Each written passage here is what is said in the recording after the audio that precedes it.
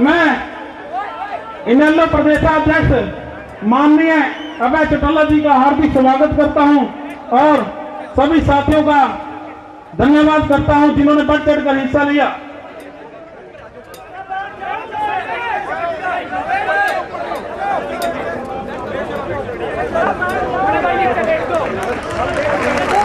ताऊ देवलाल अमर रहे, ताऊ देवलाल अमर रहे। ओम प्रकाश चौटाला जिंदाबाद, ओम प्रकाश चौटाला जिंदाबाद। मैं एक बार फिर आदरणीय अभय चौटाला जी का, आपके भाई धर्मेंद्र जी का, नरेंद्र जी का, उनसे निवेदन है कि वो बैठने का काम करें। धन्यवाद साथियों, बैठिए प्लीज।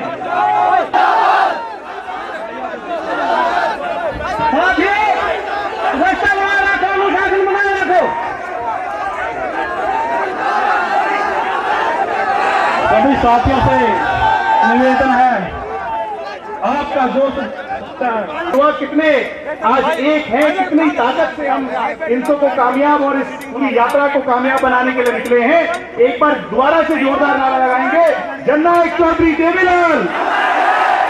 आप सबका बहुत बहुत धन्यवाद। दोबारा से प्रार्थना करूंगा, यहाँ पर कुछ साथी खड़े हैं, कृपया करके बैठ जाएं। बहुत बहुत धन्यवाद।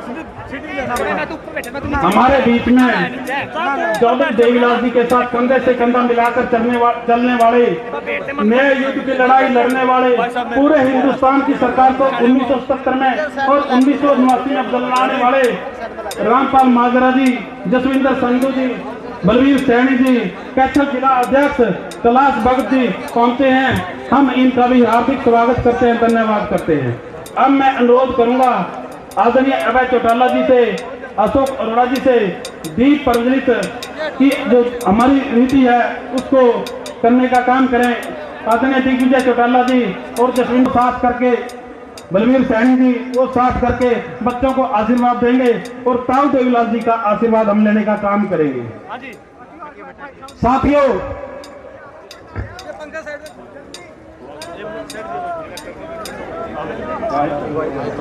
ताऊ देवीलाल अमर रहे, ताऊ देवीलाल अमर रहे। युवाओं के सिपाही भाई सुरेंद्र दहिया जी भी हमारे बीच में आए हैं। जब जब इंसो के प्रोग्राम सोनीपत में होते थे, इन्होंने बढ़ चढ़कर हिस्सा लिया है। मैं एक बार फिर युवाओं से प्रार्थना करता हूं, भारी संख्या में साथी पहुंचे हैं, सभी साथियों से निवेदन है व्यवस्था बनाने में हमें सहयोग दें। जिला कुरुक्षेत्र के अध्यक्ष कुलदीप मुल्तानी जी, उनसे भी निवेदन है। साथियों, आजादी की करते हैं ताऊ देवीलाल जी की इस जयंती समारोह में। साथियों, अब मैं अनुरोध करूंगा भाई सुनील राणा जी और जसविंदर खैरा जी एक एक मिनट के लिए भाई अभय चौटाला जी का स्वागत करेंगे। भाई सुनील राणा जी और जसविंदर खैरा जी। मानव सम्मान के योग्य भारतीय ओलंपिक संघ के अध्यक्ष अभय सिंह चौटाला जी, थानेसर के बहादुर विधायक, इंडियन नेशनल लोकदल के प्रदेश अध्यक्ष श्री अशोक कुमार अरोड़ा जी, इंसो के राष्ट्रीय अध्यक्ष दिग्विजय सिंह चौटाला जी, दुष्यंत चौटाला जी, करण चौटाला जी, अर्जुन चौटाला जी, इंसो के प्रभारी प्रोफेसर रणदीप सिंह जीका जी, सम्मानित मंच और इतनी संख्या में पहुंचे मेरे युवा साथियों, मैं आप सभी का इंसो की तरफ, कुरुक्षेत्र की तरफ से यहाँ पहुंचने पर हार्दिक अभिनंदन करता हूँ, स्वागत करता हूँ। एक बार जोरदार नारे लगाएं, ताऊ देवीलाल। धन्यवाद सुनील जी। अब मैं अनुरोध करूंगा जसविंदर खैरा जी, एक मिनट में आकर स्वागत करें। भाई जसविंदर खैरा जी। परम आदरणीय चौधरी अभय सिंह जी चौटाला, भारतीय ओलंपिक संघ अध्यक्ष, आदरणीय श्री अशोक कुमार जी अरोड़ा, प्रदेशाध्यक्ष इनेलो, आदरणीय चौधरी दिग्विजय सिंह चौटाला, इंसो राष्ट्रीय अध्यक्ष, आदरणीय भाई दुष्यंत सिंह जी चौटाला, आदरणीय भाई करण सिंह चौटाला, आदरणीय भाई अर्जुन सिंह चौटाला, बहुत ही सम्मानित सरदार जसविंदर सिंह संधू, मेरे सम्मानित आदरणीय सरदार बूटा सिंह जी लोकी और इस सभा में उपस्थित मेरे प्रिय छात्र साथियों, मैं आप सभी का व आए हुए अतिथियों का अपनी दिल की गहराइयों से हार्दिक स्वागत करता हूं, धन्यवाद करता हूं। साथियों, एक ही बात कह के मैं अपनी भाषा को विराम दूंगा। साथियों, आज हम जिस विश्वविद्यालय में बैठे हैं, विश्वविद्यालय में जिससे हम पढ़ने आते हैं, मैं एक ही बात करूंगा, जिस सरकारी बस में आप पढ़ने आते हैं उसमें पास की सुविधा सबसे पहले आदरणीय चौधरी देवीलाल जी ने लागू की थी। और साथियों, यही कारण है कि आज का जो गरीब छात्र है, वो कुरुक्षेत्र विश्वविद्यालय हो या रोहतक का विश्वविद्यालय हो या कोई और कॉलेज हो, वहां पर गरीब से गरीब छात्र भी पहुंचकर अपनी पढ़ाई को पूरा करता है। बहुत बहुत धन्यवाद साथियों, आप सभी का बहुत बहुत धन्यवाद। साथियों, चाहे चंडीगढ़ यूनिवर्सिटी के चुनाव हो, चाहे जयपुर यूनिवर्सिटी के चुनाव हो, भाई कर्ण चौटाला जी ने और दिग्विजय चौटाला जी ने बहुत बड़ी जीत हासिल की है और हरियाणा प्रदेश के बच्चों को बताने का काम किया है। अब मैं अनुरोध करूंगा आदरणीय कर्ण चौटाला जी आए और युवाओं के बीच में आकर एक अपना संदेश दें, ताकि युवा जो है भाई कर्ण चौटाला जी से एक एनर्जी लेकर जाए। आदरणीय कर्ण चौटाला जी।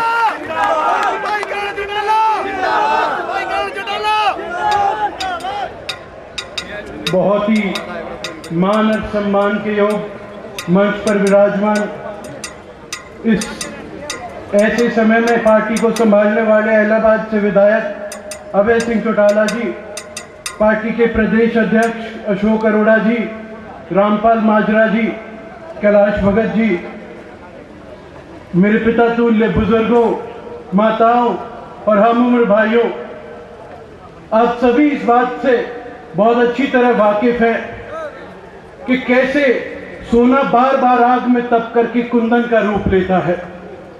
ठीक उसी प्रकार जब एक इंसान अपनी जिंदगी में बार बार जिंदगी की तप में तपता है, तो वो एक इंसान से नायक का रूप लेता है।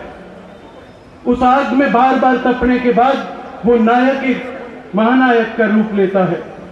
और जो इंसान अपनी पूरी जिंदगी इसी आग में तपता रहता है, वो इंसान कहीं ना कहीं जाकर के जननायक चौधरी देवीलाल जैसा बनता है।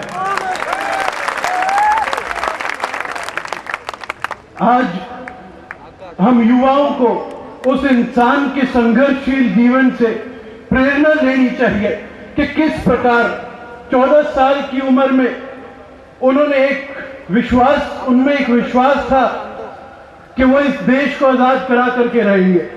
और आज इसी हिंदुस्तान का युवा था जिसने उन अंग्रेजों का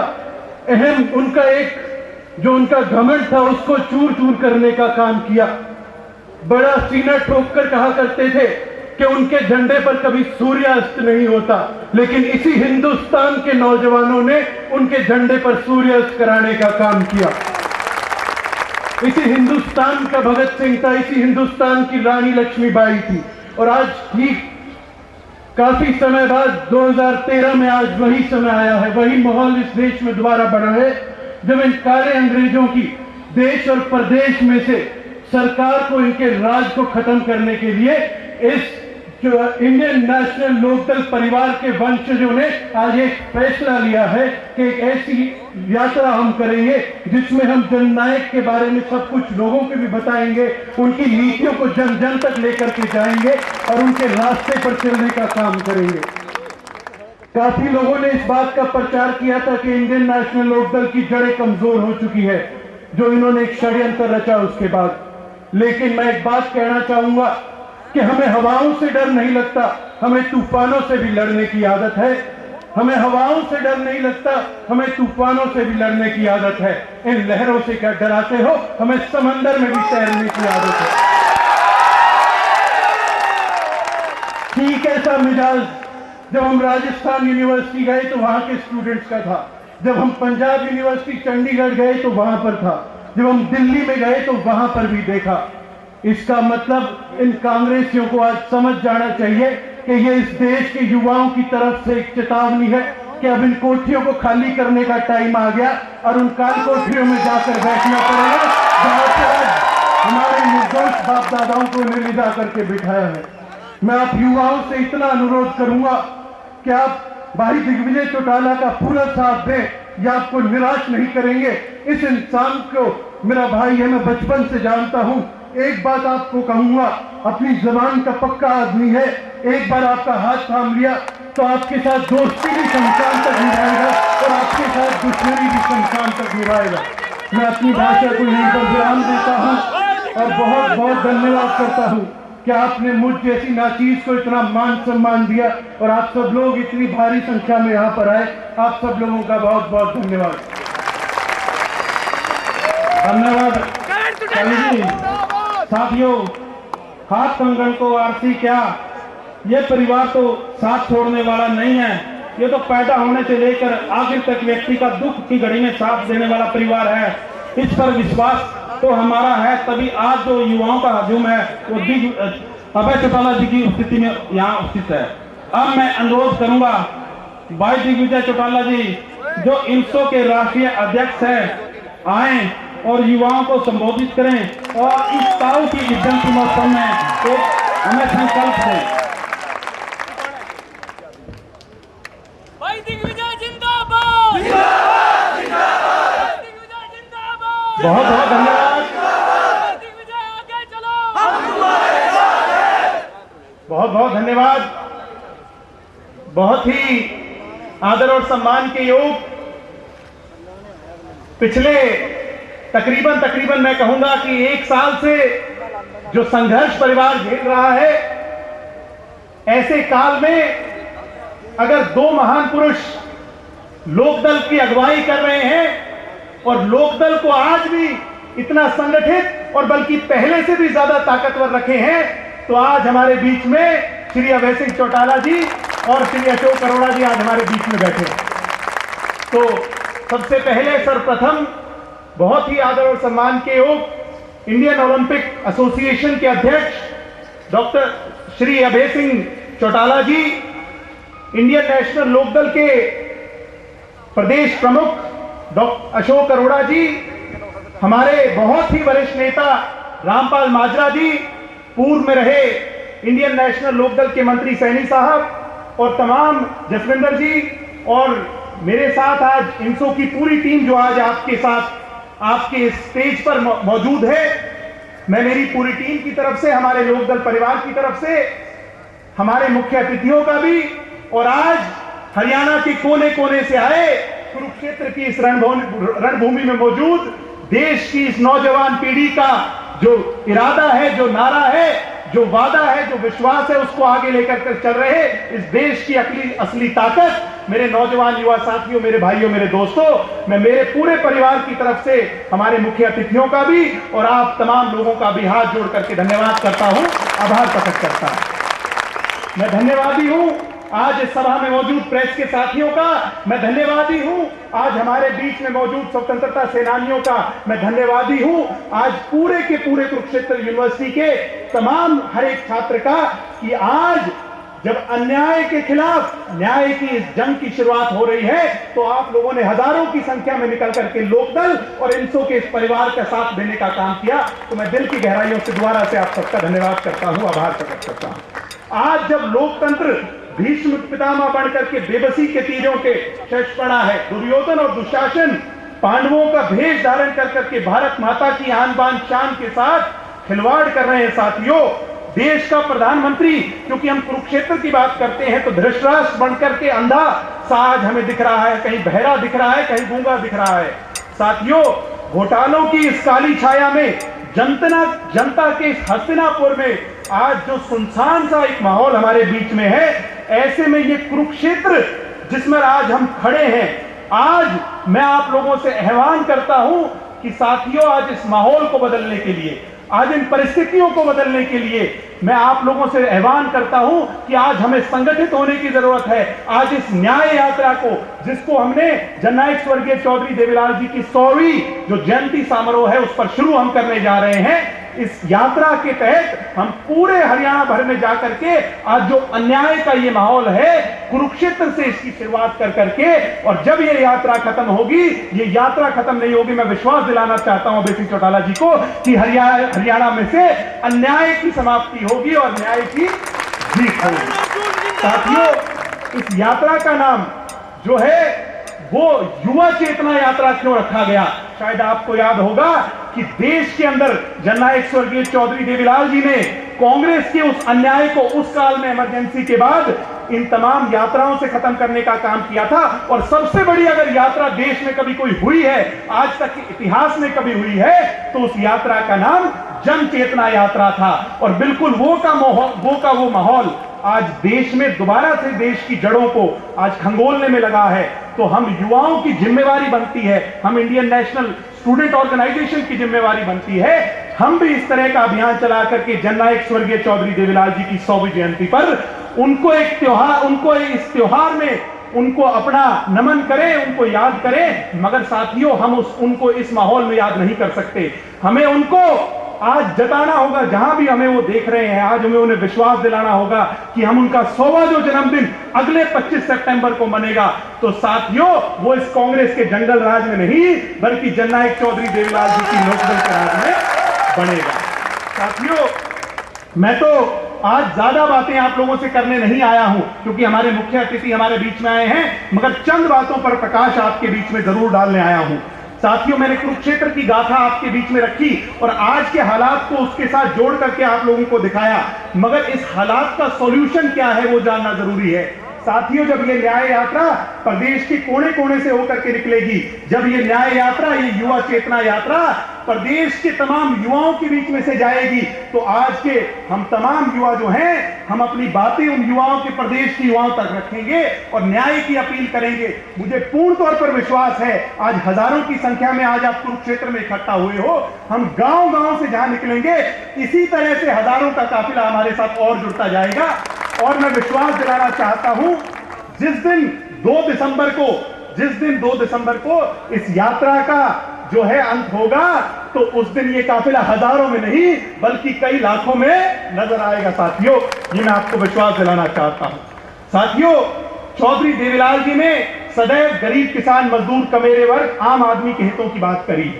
इसीलिए आज के इस माहौल में जब ये आम आदमी परेशान है, जब ये आम आदमी त्रस्त है, तो हम लोगों की जिम्मेवारी बनती है, हमारी सोशल रिस्पॉन्सिबिलिटी है कि हम आगे बढ़ करके कदम से कदम इस देश के लोगों के युवाओं से, इस प्रदेश के युवाओं से, इस देश के युवाओं से मिलाएं और इस देश में और प्रदेश में परिवर्तन का माहौल पैदा करें। साथियों, आज एजुकेशन की मैं बात करूं तो प्राइवेटाइजेशन ऑफ एजुकेशन ने इस देश की जड़ों को खंगोल दिया है। आज प्राइवेटाइजेशन ऑफ एजुकेशन की अगर मैं बात करूं तो कहीं जिंदल के नाम पर यूनिवर्सिटी बन गई है, कहीं कोई बिरला और टाटा के नाम पर यूनिवर्सिटी बन गई है। जो शिक्षा आपको साल भर की, जिसकी कॉस्ट आपको लाख या उससे 50,000 से कम में पढ़नी चाहिए, इन प्राइवेट इंस्टीट्यूशंस ने, जिनका आज मुख्यमंत्री हमारे प्रदेश में गुणगान कर रहे हैं, इनकी 1 लाख की फीस तकरीबन 10 लाख से भी ऊपर हमें देनी पड़ती है। क्या साथियों ये न्याय है? क्या ये आज का हमारा भारत है? ये हमें तय करना है। इसी हिसाब से साथियों, जिन जिन लोगों ने आज देश के अंदर, आज प्रदेश के अंदर इस व्यवस्था को बदलने का, इस एग्जाम्पल्स को बदलने का काम किया, जिन जिन ने इनके खिलाफ आवाज उठाने का काम किया, साथियों इस सरकार ने उनके खिलाफ षड्यंत्र रचा करके, कभी कोई साजिश रचा करके, कभी उनको जेलों के अंदर डाल करके, कभी उनकी मुहिम को तोड़ करके उनको सताने का, उनकी मुहिम को तोड़ने का काम किया। मगर मैं विश्वास दिलाना चाहता हूं हमारे नेताओं को कि जो ये युवा चेतना यात्रा जो आज यहां से शुरू हुई है, इसकी मुहिम टूटने वाली नहीं है। सरकार के लोग हमारे बीच में आकर के षड्यंत्र रचेंगे, इस यात्रा को खराब करने का काम करेंगे। मगर मैं आप लोगों से अनुरोध करता हूं कि हमें एकजुट रहना है, संगठित रहना है और जो हमारा संदेश है वो पूरे प्रदेश में फैला करके, हमें पूरे के पूरे प्रदेश में फैला करके आज प्रदेश में बदलाव लाना है। साथियों, हम बदलाव से कम किसी कीमत पर मानने वाले नहीं है। मैं तो इतनी गुजारिश करना चाहता हूं। मैं साथियों, आज के जो हालात हैं, मैं ज्यादा कुछ नहीं बल्कि एक बहुत महान कवि की जो कविता है वो बीच में रखकर मेरी बातों का अंत करूंगा कि 1 नहीं 2 नहीं करो 20 घोटाले, अब स्वतंत्र भारत का मस्तक नहीं झुकेगा। अनगिनत बलिदानों से अर्जित ये स्वतंत्रता, सुशोभित सुनिश्चित ये स्वतंत्रता, त्याग तप बल से रक्षित ये स्वतंत्रता, इन महान स्वतंत्रता सेनानियों की कुर्बानी से बनी ये स्वतंत्रता।